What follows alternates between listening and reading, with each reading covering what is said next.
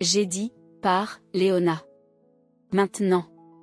La voix de mon père a traversé la salle à manger comme une lame. Tranchante, froide, délibérée. Je suis restée figée à côté de la longue table polie, mes doigts tremblants autour du pied de mon verre d'eau qui n'avait pas été touché. Et ma poitrine était oppressée, comme si quelqu'un avait enroulé des câbles d'acier autour de mes côtes et avait commencé à les tordre. Tous les regards étaient braqués sur moi. Le sourire suffisant de ma belle-mère Maureen, mon frère aîné Trevor qui ricanait, le bras paresseusement passé sur le dossier de sa chaise, et même ma petite sœur Paige, qui n'essayait même pas de cacher son sourire narquois en sortant son téléphone pour enregistrer. Tu es sérieuse? Demandai-je, ma voix dépassant à peine un murmure. Tu me mets dehors? Maintenant. Les yeux de papa n'ont même pas tremblé. Tu n'es rien d'autre qu'un fardeau. Tu l'as toujours été. Tu n'as rien fait de ta vie. Tu as 26 ans. Tu es fauché et tu poursuis encore des rêves d'enfant. Cette famille ne te doit rien du tout. J'ai eu l'impression qu'on m'avait chassé l'air. La tension dans la pièce n'a pas changé. Elle s'est épaissie. Tu es pathétique. Marmonna Trevor avec un petit rire, secouant la tête comme si j'étais une triste plaisanterie. Sérieusement, quel est ton lien de parenté avec nous? Je me tournai vers mon père. J'ai quitté mon travail pour m'occuper de ma mère quand elle était malade. J'ai tout abandonné. Ta mère est morte, Léona. Papa a craqué. Arrête de te servir de cette excuse pour justifier ton échec. Elle n'est plus là pour te couvrir. Quelque chose en moi a craqué.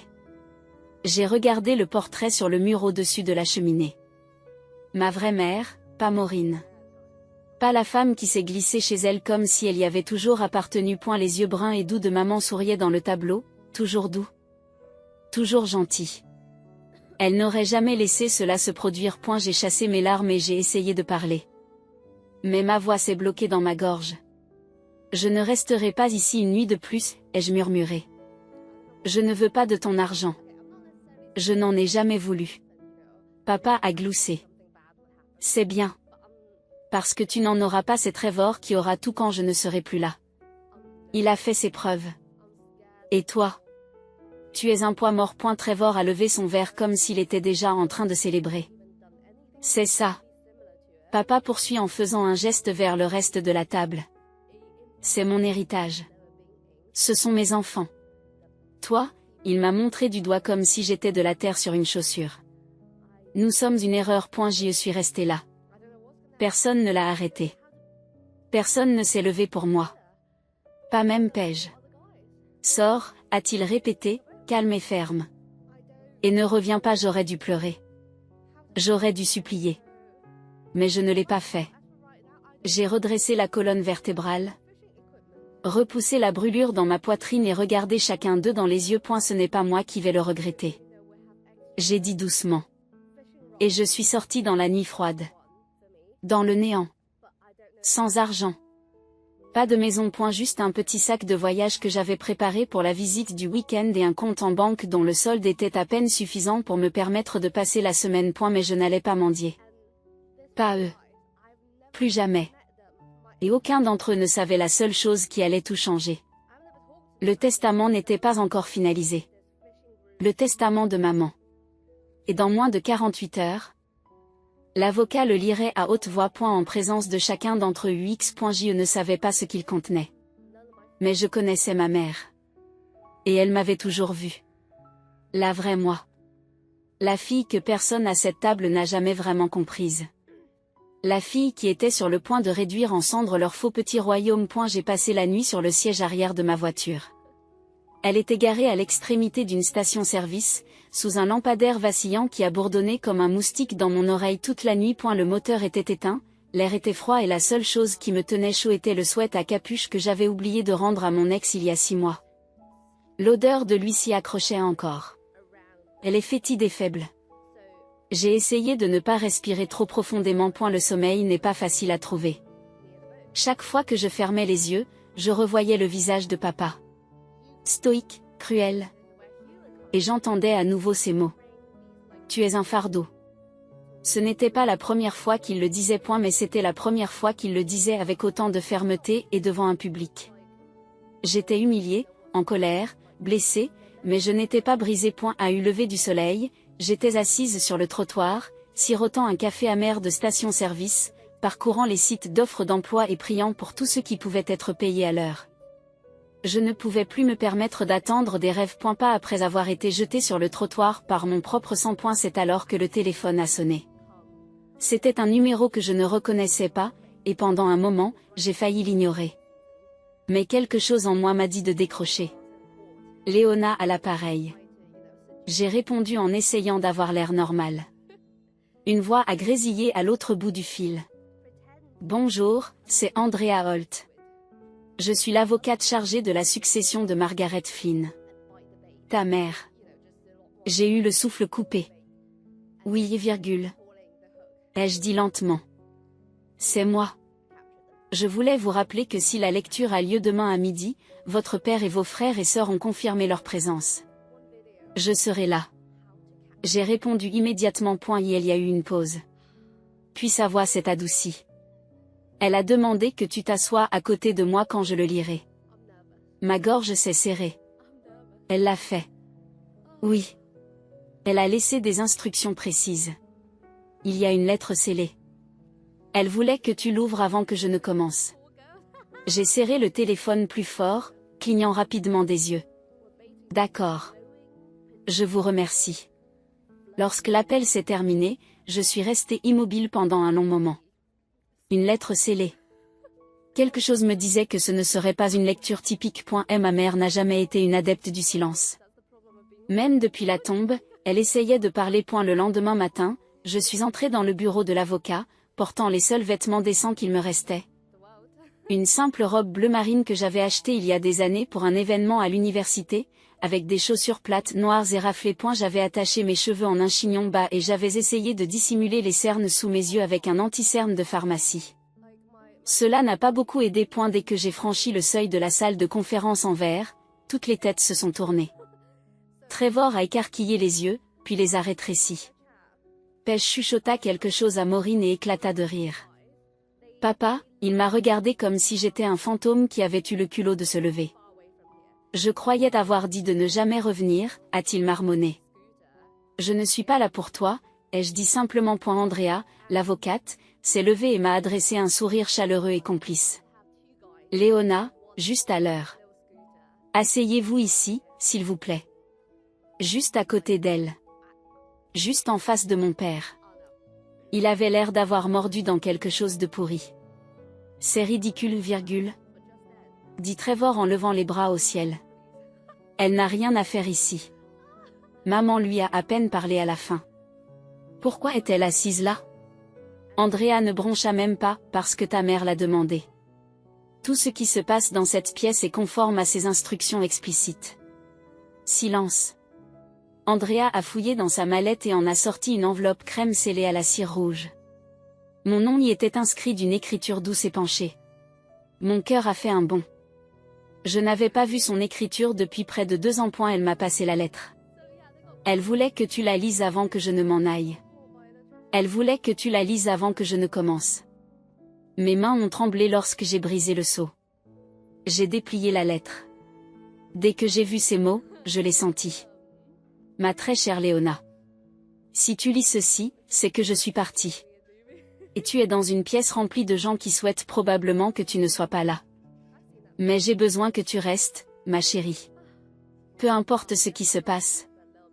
Peu importe ce qu'ils disent. J'ai passé toute ma vie à te voir te battre pour être vu. Pour être entendu. Pour être aimé. Et ils ne t'ont jamais donné ce que tu méritais. Alors je vais le faire pour eux. Tout prendra bientôt un sens. Fais-moi confiance. Je t'aime, maman. Mes mains tremblaient.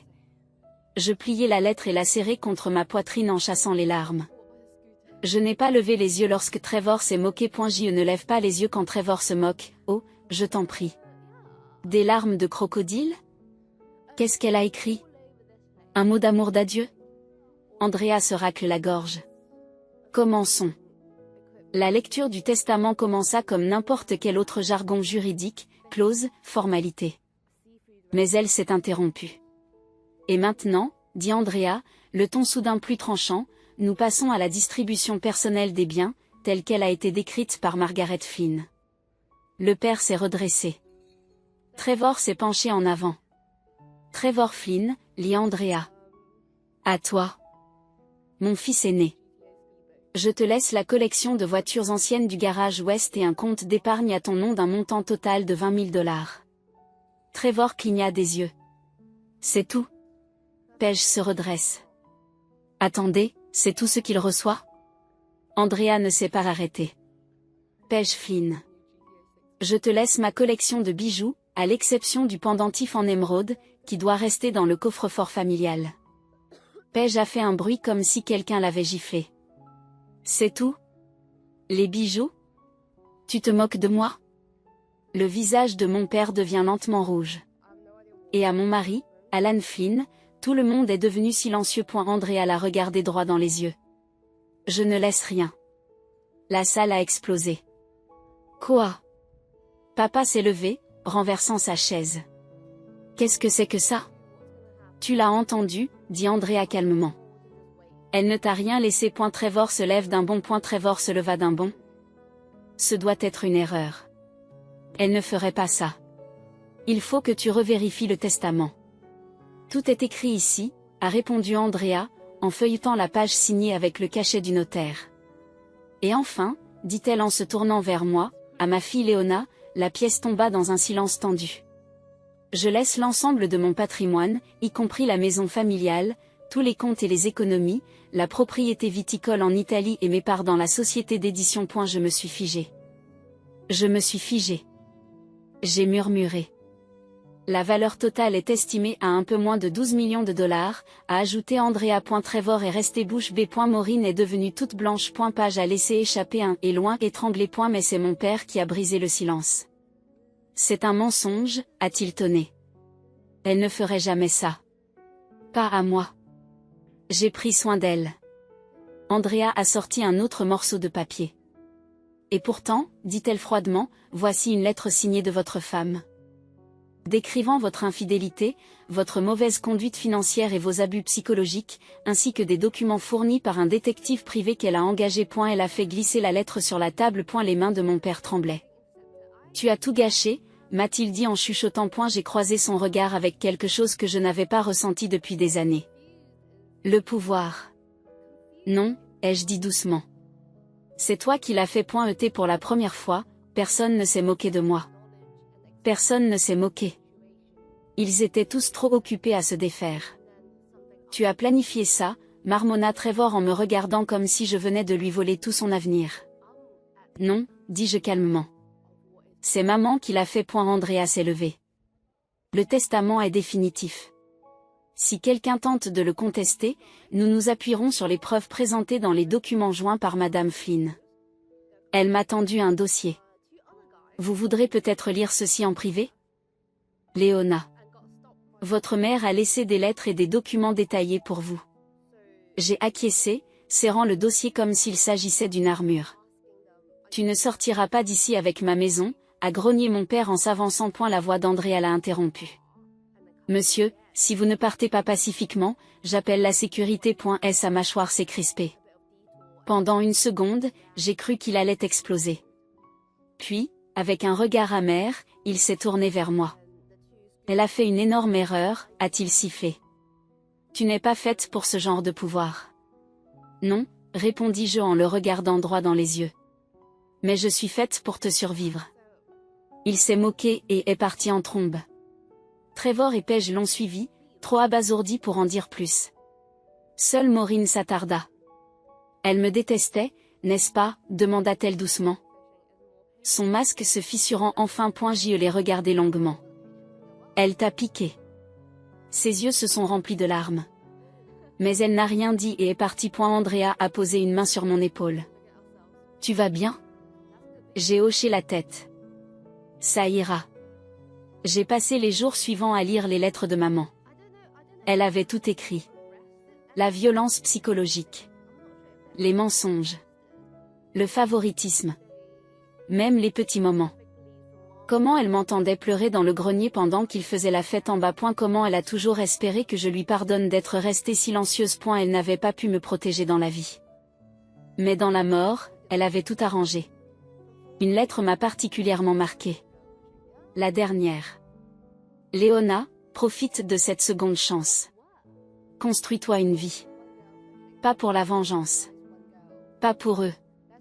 Mais pour toi. Il y a encore de la bonté dans le monde. Il faut juste être assez courageux pour l'offrir en premier. Je t'aime toujours. Maman. J'ai pleuré en lisant cela. Pas par chagrin. Mais parce que quelqu'un m'avait enfin vraiment vu. Les semaines ont passé. Je n'ai mis personne à la porte. Je n'ai pas fermé leur compte et je ne leur ai pas jeté leur déchéance à la figure. Mais j'ai changé toutes les serrures. J'ai engagé une petite équipe pour m'aider à gérer le domaine. Je me suis concentré sur la restauration du vignoble et j'ai recommencé à écrire. Quelque chose que je n'avais pas fait depuis des années. Un soir, on a frappé à la porte. C'était Paige. Seule. Sans maquillage. Pas de téléphone à la main. Juste des larmes dans les yeux. Je peux entrer, a-t-elle chuchoté. J'ai fait une pause. Puis j'ai ouvert la porte. Nous nous sommes assis en silence à la table de la cuisine. La même table où mon père m'a ri au nez. Mais maintenant, il n'y avait que Paige et moi. Et elle avait l'air petite. Fatiguée. L'ombre de la fille fière qui m'avait filmé en train de me faire jeter dehors. Je ne savais pas qu'elle t'avait tout laissé. Dit-elle à voix basse en tripotant la manche de son sweat à capuche. On pensait tous qu'elle le partagerait. Ou qu'elle le donnerait à papa. Tu étais d'accord avec ça?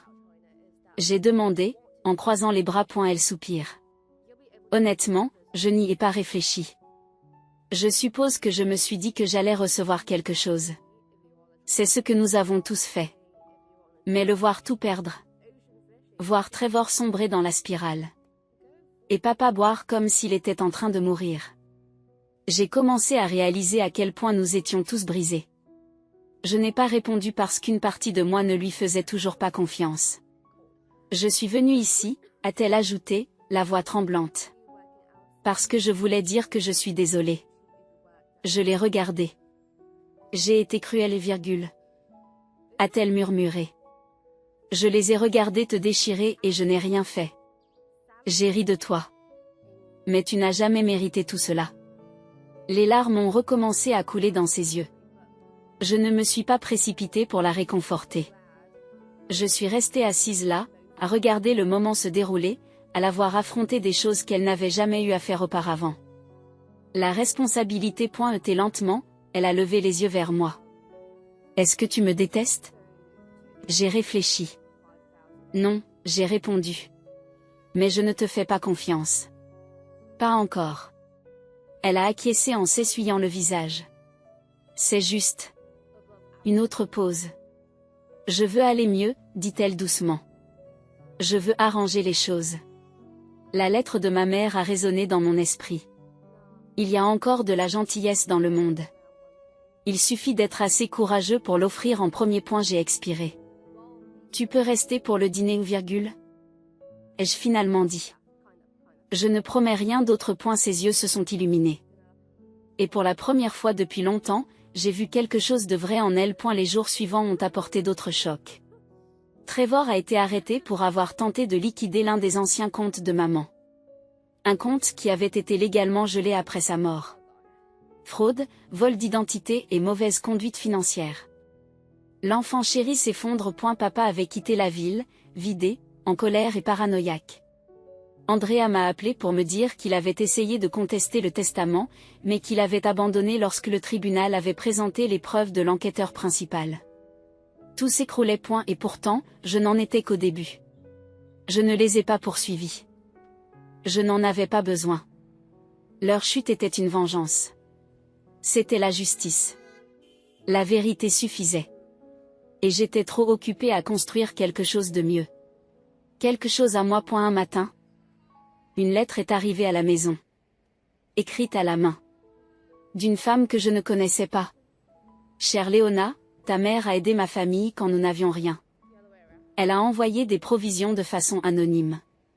Elle a payé les factures médicales de mon fils. Elle m'a dit un jour que sa fille avait le plus beau cœur qu'elle ait jamais vu.